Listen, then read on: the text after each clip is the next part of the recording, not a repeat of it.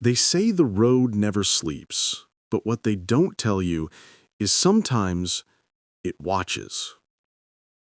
Every night, thousands of truckers roll across the dark veins of America, highways that cut through empty deserts, endless forests, and towns that barely exist anymore. Out there, when the headlights are the only light for miles and the radio fades to static, it's easy to forget you're not alone. The world looks different at 2 a.m. through a cracked windshield.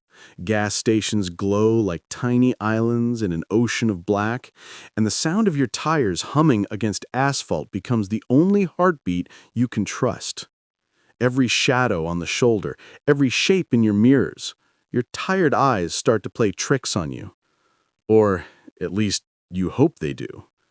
Because the truth is, for those who spend their lives behind the wheel, the road has stories.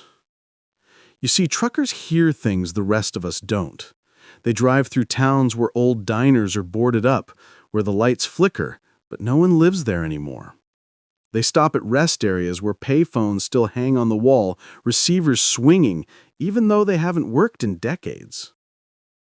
And sometimes, when the night is heavy and the fog rolls low across the asphalt, they see things that aren't supposed to exist anymore.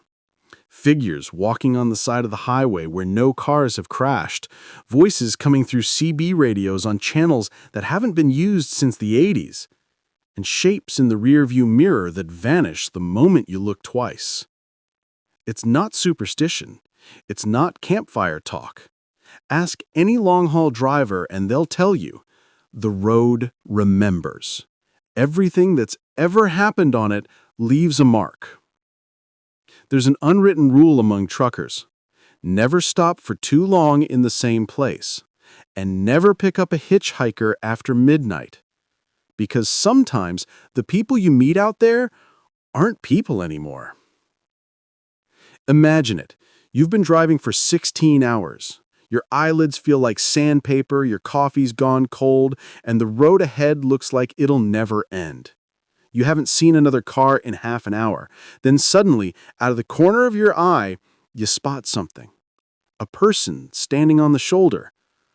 Or maybe just a shape. You blink, and it's gone. You tell yourself it's just exhaustion. You turn up the radio, maybe try to shake off the chill crawling up your arms.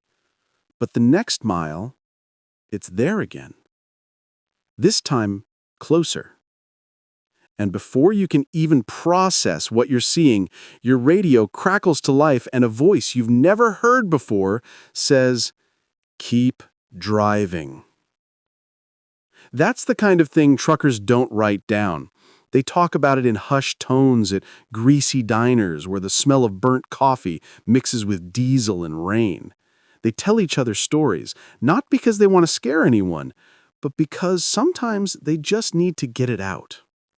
The highways that connect the country are old, older than the towns, older than the people who drive them. And when you travel them long enough, strange things happen. You see headlights following you for miles, only for them to vanish when you pull over. You hear footsteps outside your cab when you're parked in the middle of nowhere. You find handprints on your windows that weren't there before. Most people call it coincidence. Truckers know better. They say the longer you spend on the road, the more it starts to recognize you.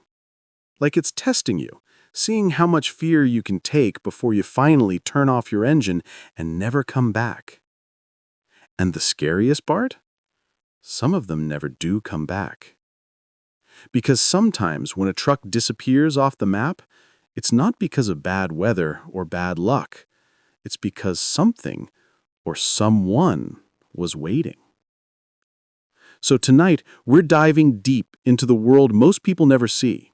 3 true stories from real truckers. Stories that were never supposed to leave the cab. If you've ever driven through the night and felt that strange chill when the road grows too quiet, this one's for you. Buckle up, check your mirrors, and don't fall asleep.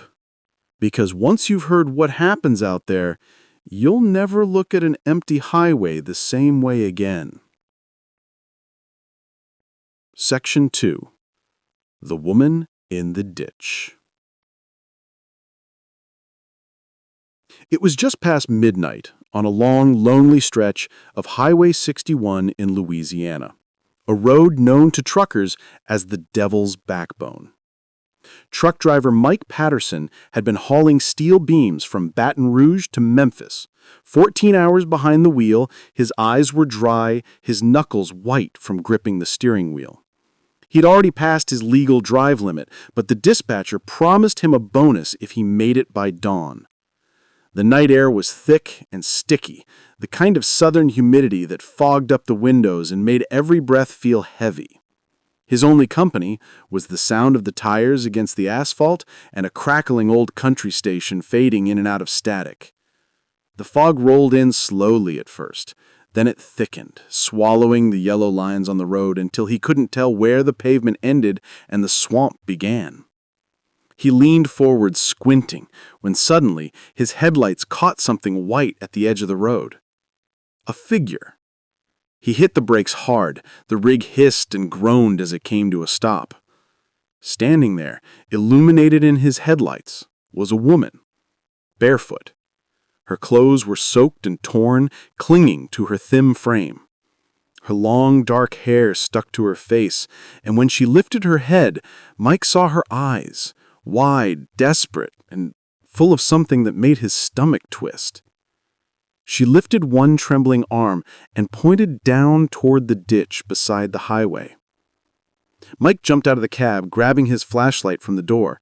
The fog felt colder outside, unnaturally so. He called out, "Ma'am, are you hurt? Do you need help?" No answer. Just the sound of frogs croaking somewhere out in the swamp. He followed the direction of her pointing finger and shined his light into the ditch, and that's when he saw it. A car. Flipped over. Half buried in the mud, the roof caved in, steam rose faintly from the crushed hood, even though the engine was dead for hours. The front windshield was shattered. Inside, slumped over the steering wheel, was a man. Motionless. His chest was covered in blood. Mike felt the bottom of his stomach drop out. He scrambled back up to the road and reached for his phone. As he dialed 911, he looked around, trying to find the woman again. But she was gone. The fog was thicker now, curling around the trailer tires and swallowing the ditch below. Mike called out again, louder this time, but only the echo of his own voice came back. The officers climbed down with their own flashlights. After a few minutes, one of them called out, "We found him. Looks like he's been here a while." Mike frowned. "A while? What do you mean?" The sheriff looked up at him, shaking his head.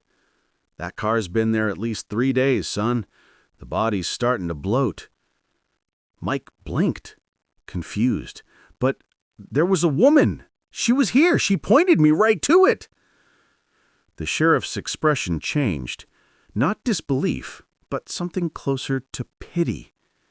He sighed and said quietly, "Yeah, you wouldn't be the first trucker to say that." He explained that 3 nights earlier, there'd been a terrible wreck. The driver, a local mechanic, had lost control in the rain and flipped into the ditch. His wife had been ejected from the passenger seat. Search teams had combed the area, but never found her body. Mike felt his throat tighten. "You think?" The sheriff just nodded. "She's been seen before. Always right around here. Always trying to flag someone down." By the time they towed the car and cleared the scene, the fog had lifted. The ditch looked ordinary again. Just another dark patch of roadside mud. But Mike couldn't shake the image of her face, pale, pleading, and drenched in fog. He finished his route that night, but he didn't remember most of it. Every pair of headlights in his mirrors made him tense. Every patch of fog looked like a figure waiting to step out. 2 months later, Mike quit long-haul trucking for good. He sold his rig, moved back home, and took a job driving delivery trucks in town. But sometimes, late at night, when he drives past the edge of town and the fog starts to roll in, he swears he sees her again. Just a blur in his peripheral vision, standing by the road, still pointing toward that same dark ditch. And every time, Mike whispers the same words under his breath. "I'm sorry. I can't help you again." Our next story comes from a seasoned trucker named Eddie Caldwell, a man who had seen just about everything the open road could throw at him, or so he thought. Eddie ran regular routes between Nevada and Utah, cutting through miles of desert that most people never set foot in. Out there, the air feels heavier, quieter, like the world has stopped moving. The desert has a way of making you feel like you're the last person alive on Earth. It was early winter, one of those nights when the moon hides behind thick clouds and even the stars seem too afraid to come out. Eddie had been driving for 10 straight hours. The highway was deserted, not a single pair of headlights for as far as his mirrors could see. His eyelids were growing heavy, so when he spotted an old rest stop sign, he figured it was time for a quick break. He pulled in and parked beside a row of broken lampposts, their bulbs long dead. The building itself was a ghost, windows boarded, vending machines smashed, a faded sign half buried in sand. The wind howled through the empty stalls, whistling through cracks in the concrete like a whisper. He cut the engine, leaned back in his seat, and let the silence wash over him. Then, faintly, from the corner of the cab, his CB radio crackled to life. "Breaker 19, you out here too?" The voice was rough, male but shaky, like someone who'd been crying or was freezing. Eddie leaned forward, confused. He hadn't heard another trucker in hours. He grabbed the mic. "Yeah, I'm here. Who's this?" There was static, then faint breathing. "You should leave. He's still walking around out there." The voice faded into static again. He frowned, scanning the rest stop through his windshield. Nothing but desert, dust, and darkness. He switched channels, tried calling back. No response. He chuckled nervously to himself, assuming it was some tired driver playing a prank. Still, he couldn't shake the unease that had crawled into his chest. The kind that makes you feel watched. He turned off the radio and decided to close his eyes for a bit. Just as he was starting to drift off, something thudded against the back of his trailer. Once. Then again. Bang. Bang. He sat up straight, his heart hammered in his chest. He grabbed his flashlight and climbed out of the cab. The desert wind whipped against his face, stinging his eyes. He walked toward the back of the trailer, his boots crunching against gravel. Nothing. Just silence. The kind of silence that feels wrong. As he turned to go back, his flashlight beam swept across the rest stop bathroom, and for a split second, he saw someone standing in the doorway. Tall, thin, shoulders slumped forward. The figure didn't move, didn't speak, just stared. Eddie called out, "Hey, are you all right, buddy?" No response. The figure stepped forward, one slow, dragging step at a time. That's when he realized something was wrong. His head was tilted sharply to one side, his neck bent at a strange, unnatural angle. Panic shot through him. Eddie ran back to his truck, slammed the door shut, and locked it. The figure was still outside, just standing beyond the reach of the headlights. Then the CB radio came alive again. "He's right behind you." Eddie spun around, flashlight shaking in his hand. But there was no one inside the cab. No one behind him. He didn't wait another second. He fired up the engine and tore out of that rest stop so fast that dust billowed up behind the trailer like smoke. He drove until the first light of dawn hit the horizon, before finally pulling into a diner in Cedar City. Still pale and shaken, he told his story to another trucker sitting at the counter. The man's fork froze halfway to his mouth. He looked up and said quietly, "That rest stop, they shut it down years ago. A driver got murdered there. Neck broken.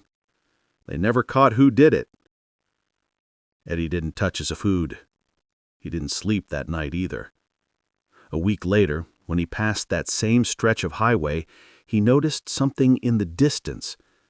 The outline of that abandoned rest stop, bathed in morning light. But in one of the broken windows, he swore he saw a silhouette, just standing there, watching the road. From that day on, Eddie refused to use his CB radio at night.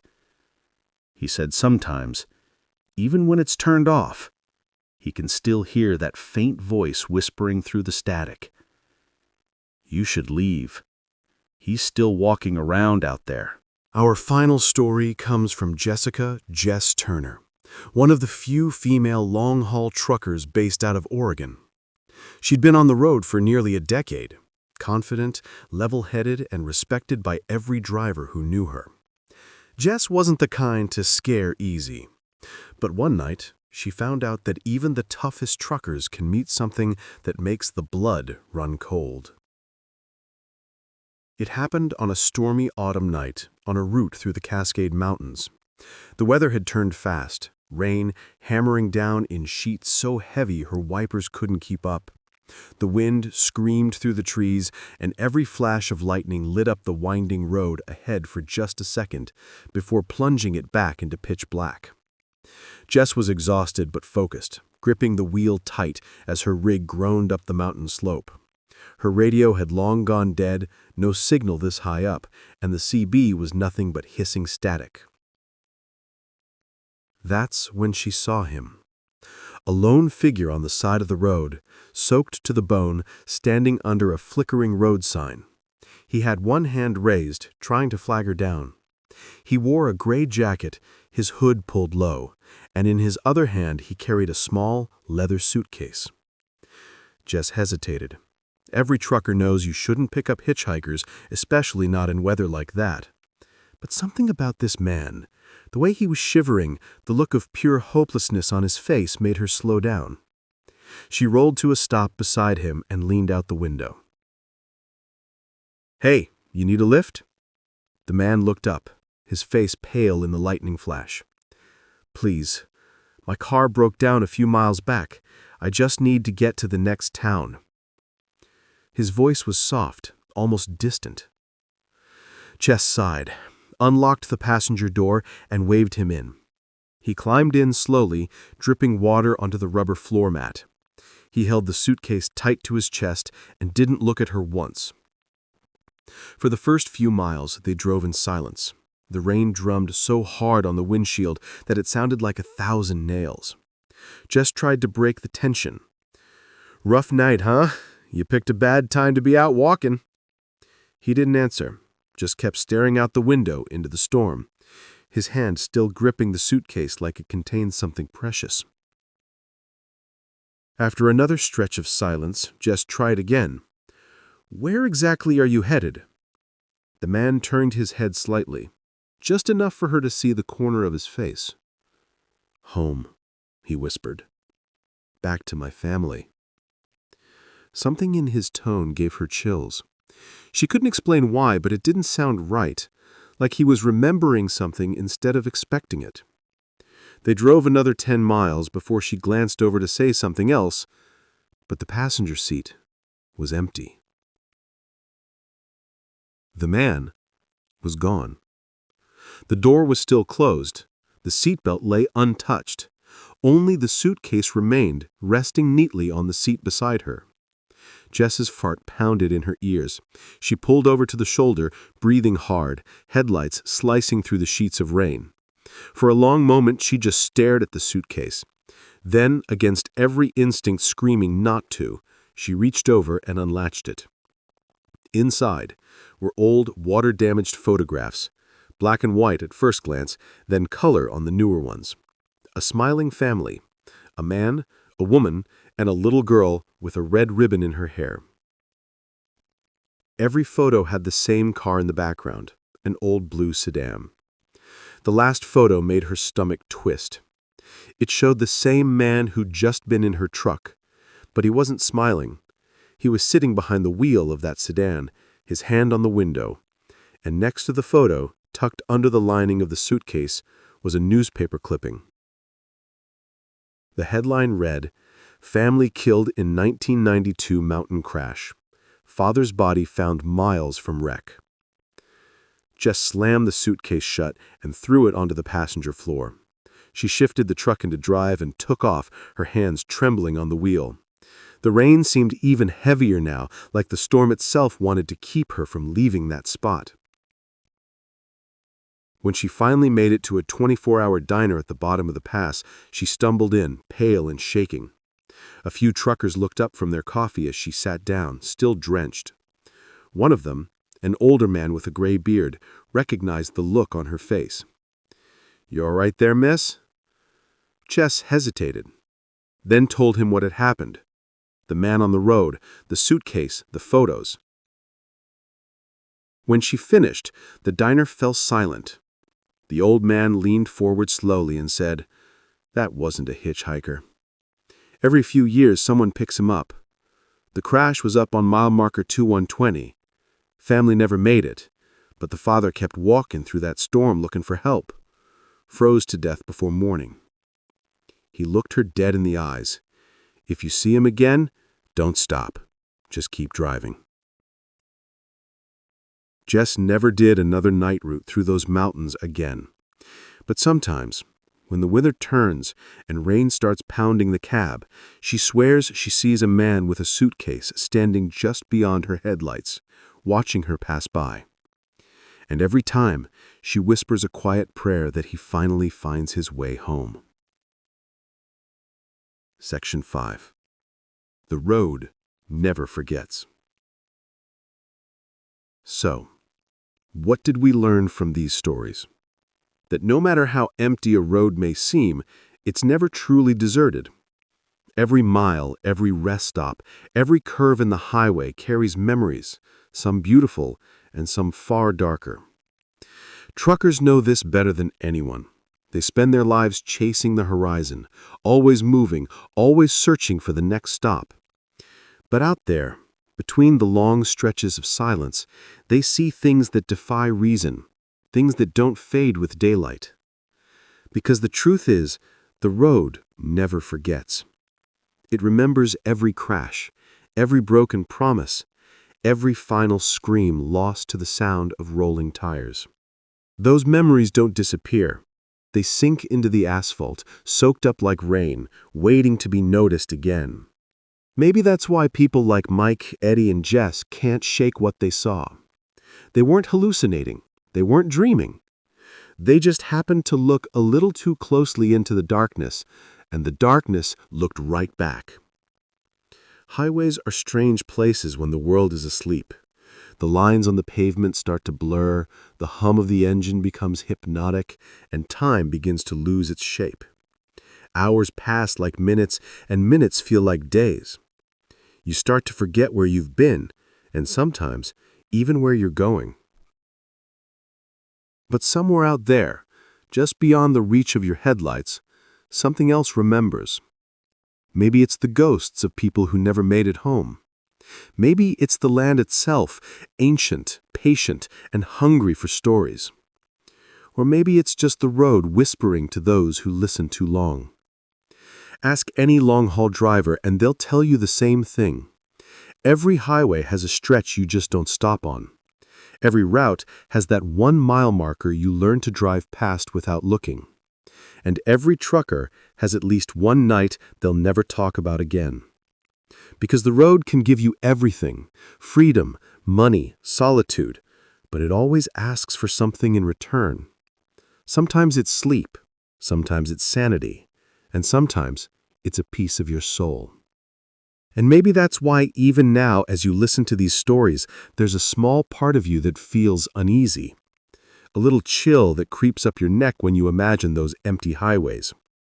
That's not just fear, that's recognition.